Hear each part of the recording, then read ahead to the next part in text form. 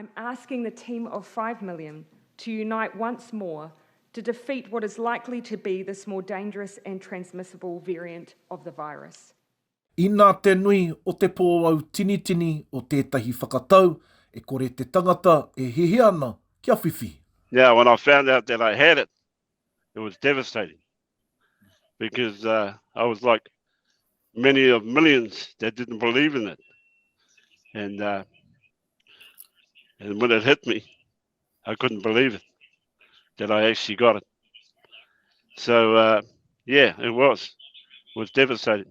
I roto i te ruatau, kore kau he whakapono tō pikari ki te mate kōwhiori, ko te aro kē ia ki ngā whakangārahu, e rere ana, i nai nei kua huri katoa o na whakaaro mō tēnei take nui. Yeah, it was more of shortness of breath and trying to walk. And when I walked to the truck, it was like it was 100 miles away. I was struggling, and yet the truck was just across the road. And when I got to it, one of the hardest things there that I've ever had, I couldn't get in the truck. I couldn't even climb up the step. He ai ki a Pikari, kua kore he tikanga ōkawa ma te URUTＡA kiro Amerika i tēnei wātonu.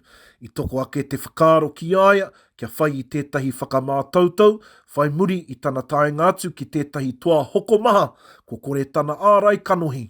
It all started when I went to this truck stop, and first time I ever forgot to wear a mask.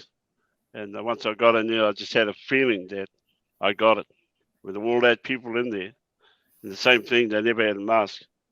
And I knew sooner or later they were going to get it. But get into Crete, and when I went to the hospital there, I was really, really sick. And so I went for a test. So they put these swabs up my nose. And I haven't waited an hour, then they came back out. But they put me in a room by myself, that I couldn't be with the others. And they came out and said I tested positive. I rote i te rohe o Missouri anake, e whetū rau 56 mano ngā kehi i tēnei wā, i ko atu i te 10 mano tāngata kua mate i te mate kōwhiori. I know that New Zealand has a lot of lockdowns, and because it's big news over here. And I feel for you fellas, I do.